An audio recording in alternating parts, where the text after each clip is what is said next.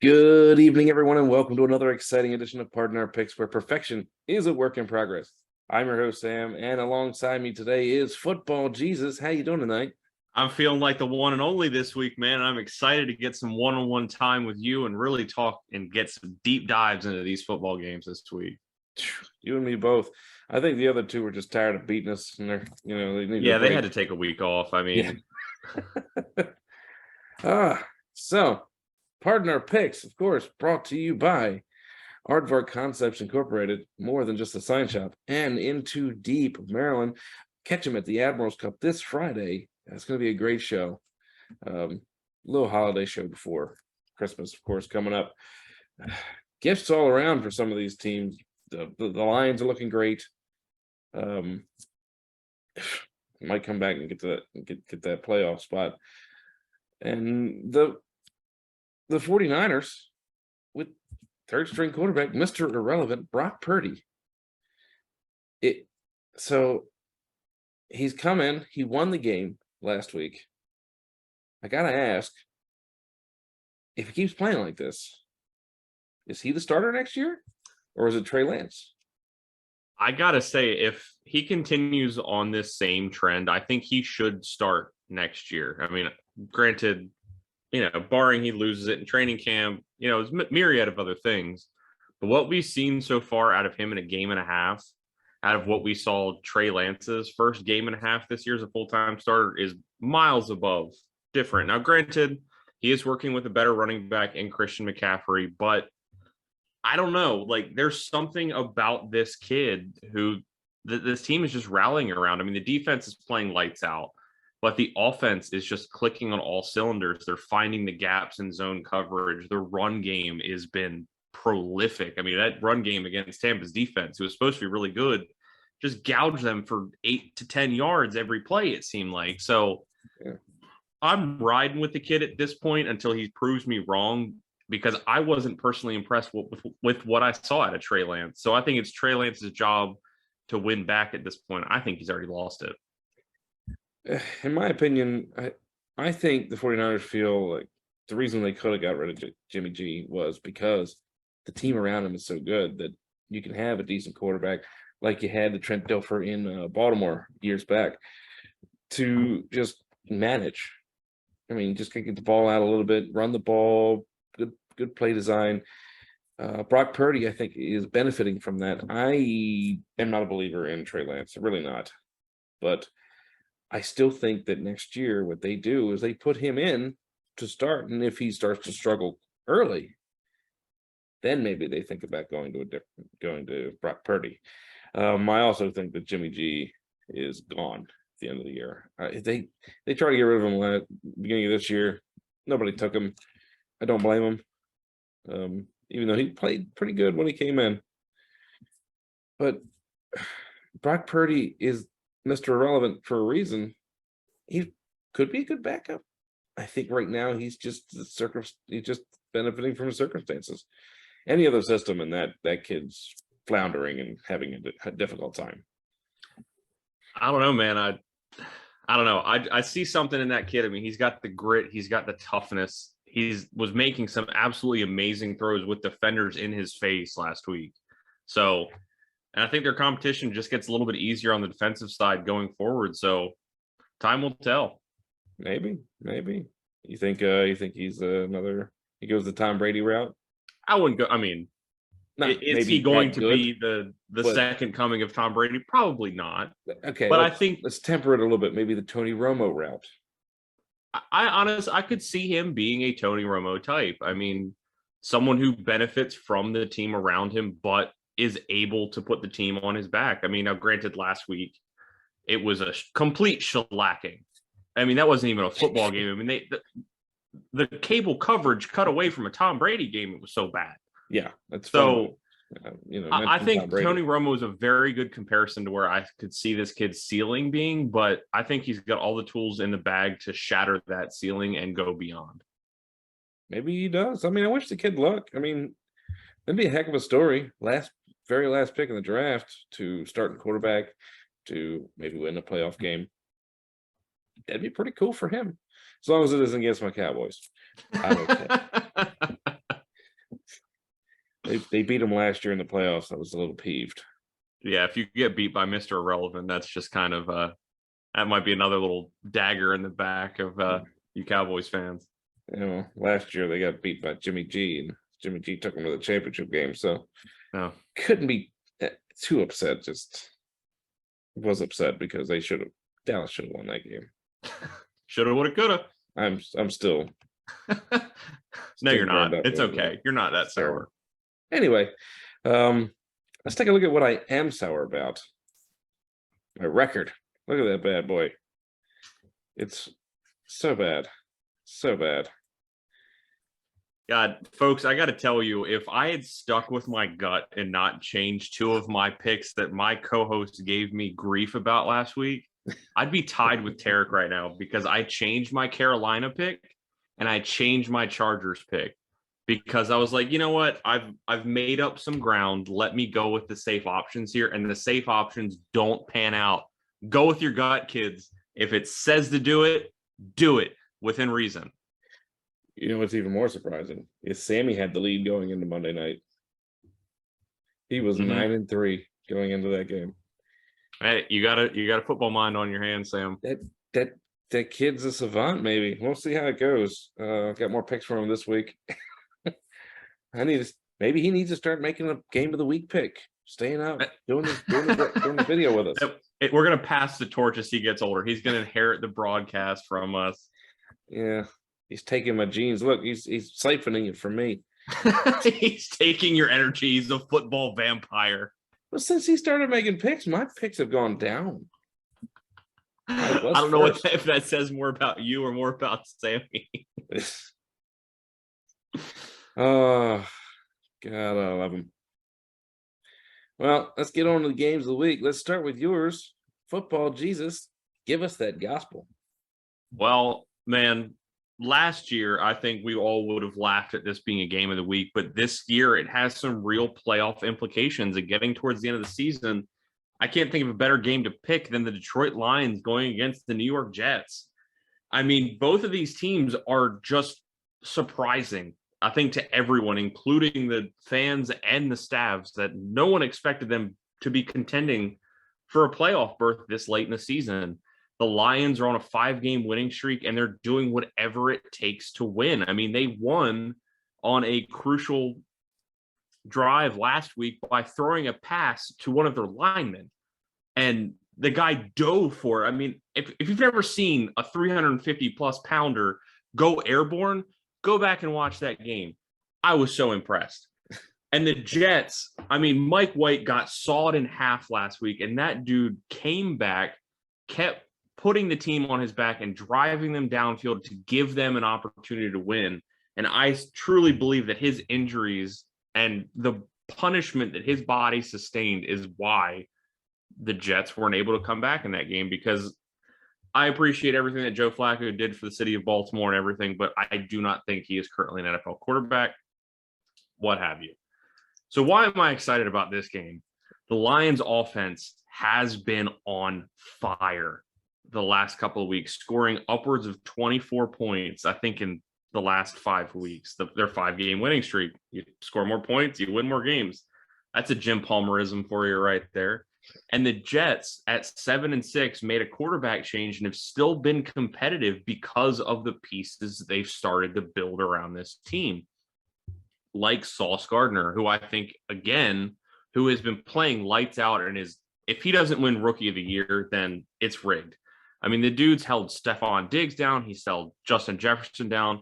So I imagine he's going to hold Amon-Ra St. Brown down this week as well. But the Jets have had a susceptibility, and that's in the run game. And with Detroit having both DeAndre Swift and Jamal Williams, Williams in their running game, I think that's where the Detroit Lions are going to run away with this one. Terrible pun, sort of intended. I think the Jets are going to stick right in this game, but I think the Detroit Lions' ability to bleed the clock and do sustained drives is really what's going to set this game apart. And I can't believe I'm saying this, but I think going into week 16, the Detroit Lions are going to be 500. Nobody would have believed you at the beginning of the year if you'd said the Lions were going to be 500 in week 16 and in position for a playoff spot. These Lions have impressed in the past couple of weeks. And if you guys recall the video a couple of weeks ago when we made our dark horse picks for who could make it, who was going to make it in the playoffs, my pick was Detroit. And right now, they're doing better than I actually thought they were going to. I didn't think they'd beat Minnesota. But they went in, they won that game. Minnesota just they squandered an opportunity to win their division there, but they've been doing that recently. The Jets, Mike White, that was a gritty performance last week. Gritty. I mean, that getting beat up, smashed, he came out of the game, came back into the game, went to the hospital right after the game. That's a kid who's trying to win that starting spot. He knows he can win it this year. I like the Jets. I like Sauce Gardner. I do, but I see the Lions getting to 500 in this game. It's gonna be real close. It's gonna be really exciting. And yeah, at the beginning of the year, last year, if you'd have said Detroit versus the Jets, I'd have been like, "Oh, that's just Brady picking one of those games." But this is Brady picking one of those games right now. It's a good game. I like this game. The crazy thing about this game too is that the Lions are in second place in their division, and they just got one of their more exciting picks back last week in Jameson Williams at wide receiver. So, and Sauce Gardner is only one person. He can't cover everybody. So we may see some fireworks in this one, folks. Yeah. Speaking of interesting games, let's take a look at my game of the week. We have the New York Giants going against the Washington Commanders, tied 2 weeks ago. And a funny bit of scheduling, the Washington Commanders played the Giants in New York, had a bye, and are now playing the Giants at home.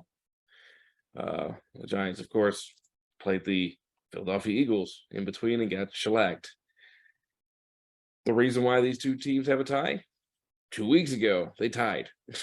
Washington Commanders came back towards the end of the game and tied it up.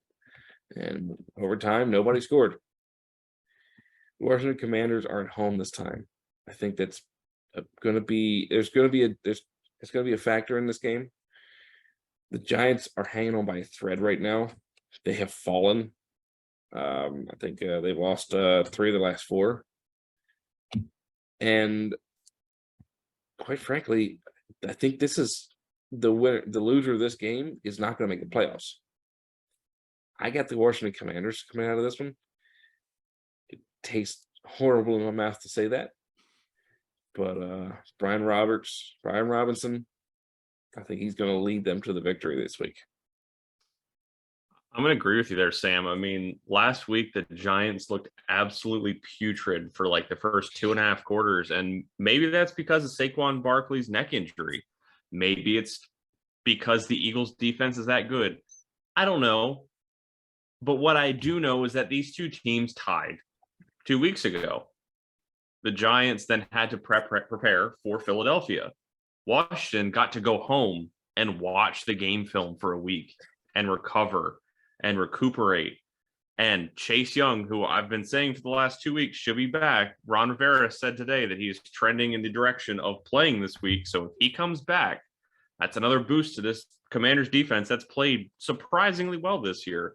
So I agree with Sam. I think the Commanders take this one and kind of put to bed the Giants' hopes for a playoff berth this season. And I really think that, honestly, I think it's more of a boon for Washington that they've played the same 2 teams in a row and they haven't had to prepare for anybody else. So they found out what the Giants did against them last time, going to fix everything that didn't work last time, and they're going to honestly run away with it. So I have the Commanders in this one by 2 scores. Yeah, it wouldn't surprise me too much. Now, here's a question for you. Do one of these 2 teams end up at 500? Because they play 17 games, so there's Let's an odd number see here. Tie. Like ending on 500? Ending on 500. Let's see. Commanders schedule. So they have the 49ers and the Browns left. So let's say we're both right and the Commanders win this week, puts them to 8-5. Mm-hmm. They're probably going to lose against the Niners. So 8-6. Mm-hmm. Browns 8-7. So And Commanders. we gauge I think there's a chance that by the last week that Deshaun Watson has finally put it together, unfortunately. So let's check the Giants schedule. No, you're missing a game. They play the Cowboys in week 18. Oh, the Cowboys. Well, they'll lose the Cowboys. So I could see the Commanders finishing 500. Yeah, they might both finish 500. It'd be weird. The Giants have the Vikings, the Colts, and the Eagles.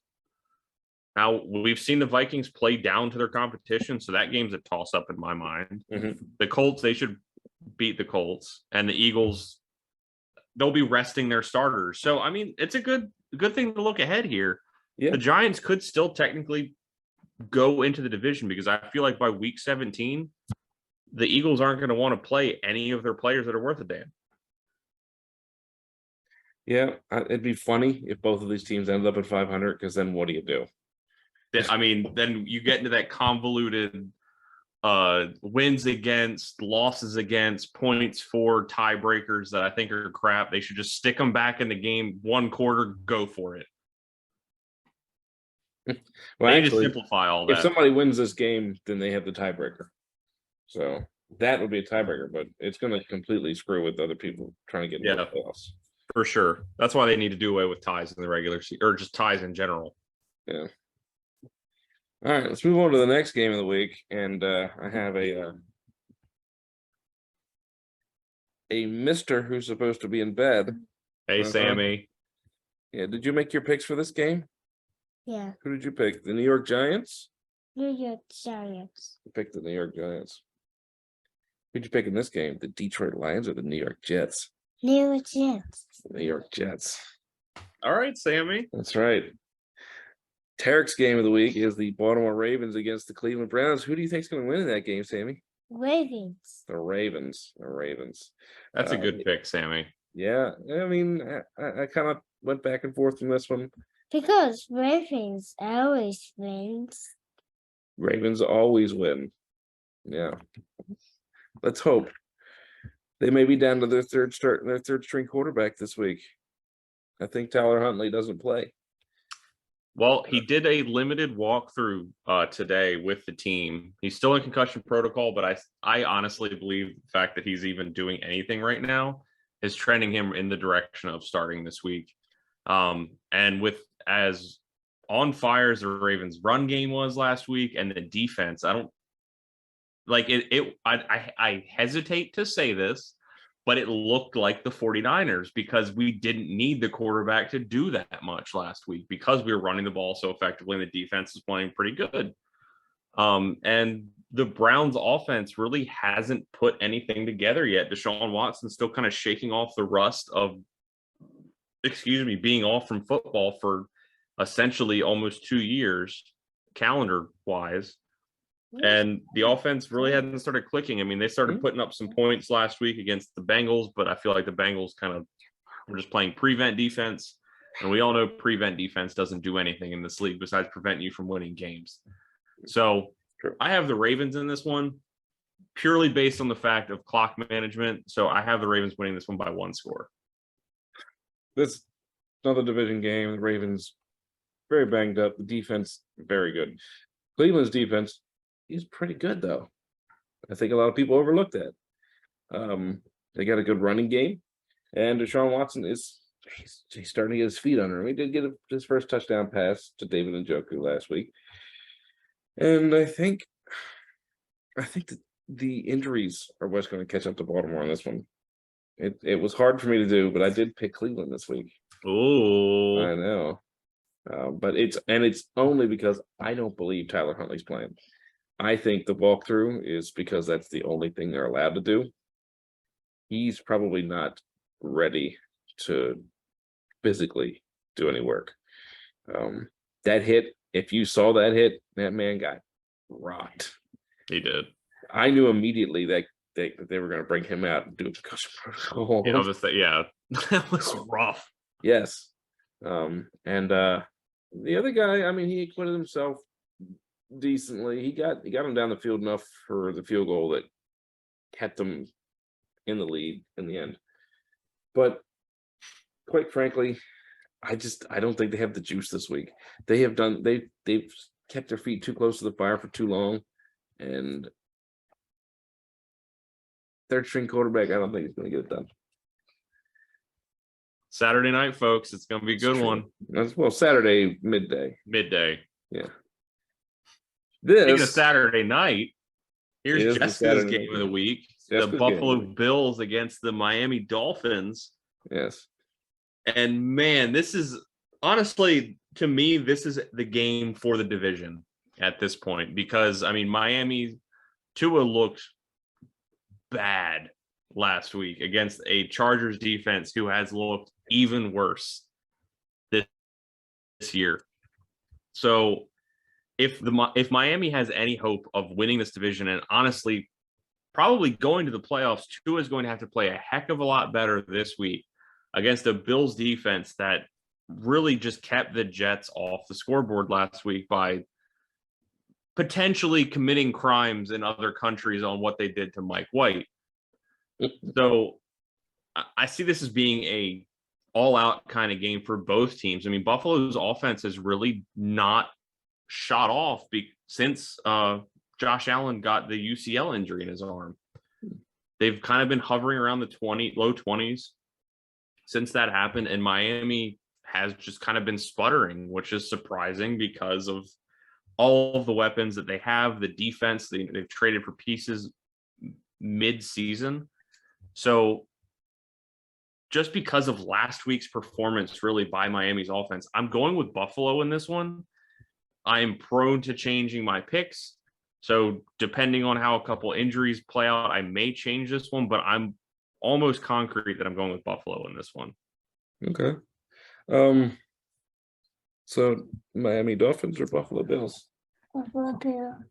Buffalo Bills. Do you know why Buffalo Bills? I don't know. You don't know? You just feel it? Okay. You feel it. Okay. I'm going with the Buffalo Bills as well. Quite frankly, yeah, the Dolphins looked pretty bad last week. And the Bills defense is starting to step up. They're starting to get really good the way they were in the beginning of the year. It definitely helped. These are my picks, not your picks. Oh. He's trying to change my picks. He didn't like the fact I picked the Browns. Good job, Sammy. I know, but I got the Browns, bud. That's my pick. You picked yours. I'm picking mine. Buffalo still struggles a little bit with with consistent run game. Josh Allen's their best rusher right now. Naeem Hines has done nothing. Much to my chagrin, I did pick him up in fantasy. The Dolphins, however, yeah, they had a really bad week last week. It's going to be interesting this week. I think it's going to be a close game. It'll probably be in the 20s. I don't think they break 30 points. I got Buffalo in a close one and pretty much sealing up the division at this point. Because if Miami does win, they'll be one game back with the tiebreaker. So, all right, let's get on to our quick picks, buddy. Look at that. Panel pick'ems. Yeah. I picked that one. You gotta say what they are. Let's see. What is that? You pick Seahawks? Yeah. Yeah, that's right there. Seahawks. Yeah, pretty much a clean sweep here besides Sam going with the Browns. That's right. The Sams are going off kilter on two games. He picks the Seahawks to beat the San Francisco 49ers. Pick the Browns to beat the Ravens. I think some of that may be a bit of a homer bias, though. You just want us to be miserable at our get-together on Saturday, don't you? I don't. I would love to see the Ravens win because, that means one step closer to the playoffs, but I'm a realist. Yeah. No, I mean, you're right, but I think Huntley's going to play. If Huntley plays, I might be changing my pick. And that never happens, folks. No. Definitely, I didn't do that like 6 times last week. It's fine. Yeah. So Wow, split down the middle on Atlanta and New Orleans. yeah, That's surprising to me. 7. yeah. Atlanta is the new starting quarterback, Ritter.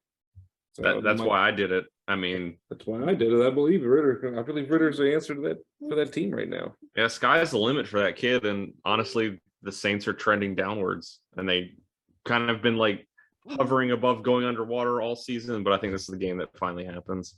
Yeah. Of course, Sammy has to trend in the other direction, picking the Jets and the Steelers, which I actually waffled on a little bit. Yeah, I mean, Pittsburgh didn't really show much last week, and I mean they lost a star defensive player to a torn ACL, Chris Wormley, so he's going to be out. So, and Carolina's run game was what really won them the game last week against Seattle. So I see Carolina kind of following in Baltimore's footsteps and running the ball a lot. Will they be as successful? Who knows? But I just didn't see enough out of Pittsburgh's quarterback play last week for me to warrant anything towards them.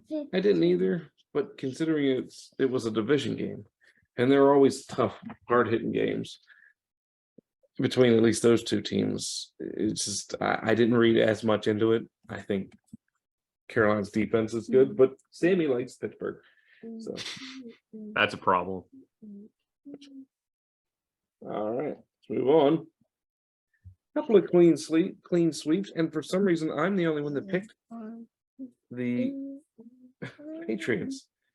I think the Patriots winning last night, much to my pleasure, was basically because Kyler Murray wasn't in. And the Raiders, they figured out their offense.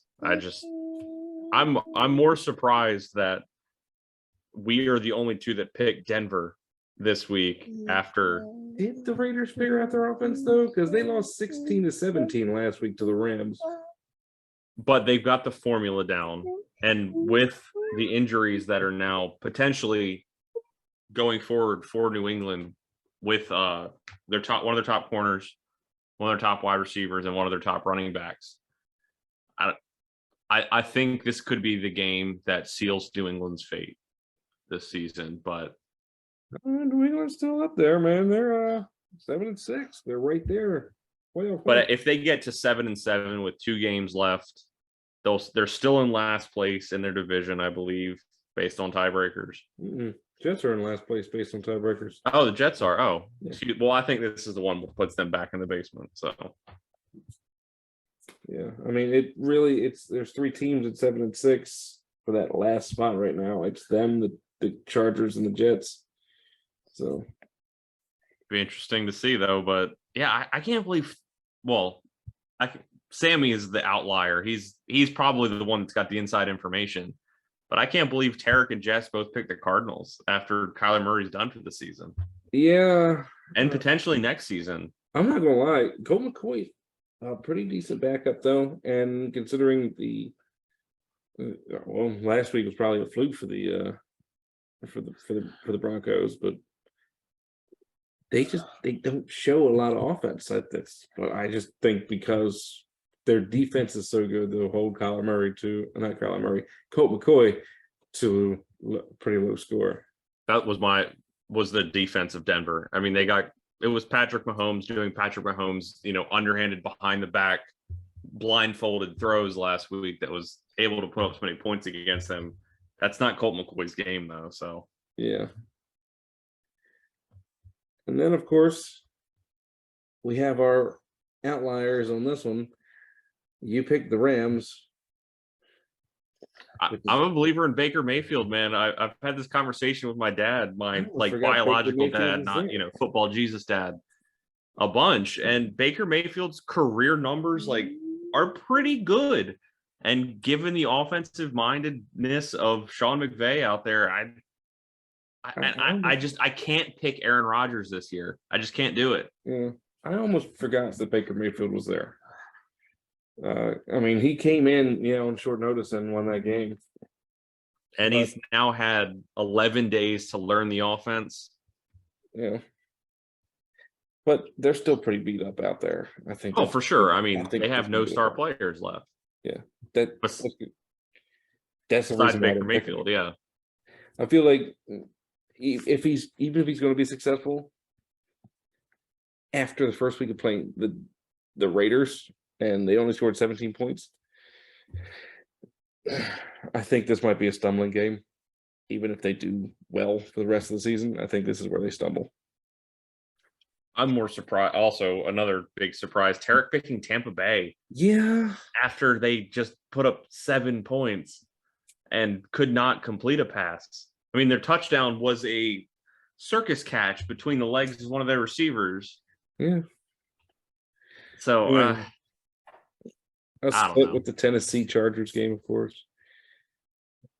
That was a toss up. I mean, what are you going to do on that one? I just felt like Tennessee was going to bounce back. Yeah. Yeah. The crazy thing is there's still potentially a chance for them to win their division. So Yeah. Crazy as it sounds, very slim chance. I think KC can lock it up this week. yeah. Never know. So, all right, are you ready? Wait for what? Read. Don't forget to like and subscribe. That's right. You heard Sammy, kids and adults and everything in between. Don't forget to like, share, and subscribe. Tell us in the comments how we're wrong, how bad Tarik is for picking Tampa Bay. Everything in between. We love you, Tarik. We love you, Jess. Hope you guys I hope feel you all better. feel better and everything. But yeah, tell us in the comments where we're right. Tell us in the comments how much you love football, Jesus. Tell us in the comments how cute Sammy is. But that's all we have for this week, folks. So I'm Football Jesus. Sam. And I'm Big Sam. And you, great football week. See you guys.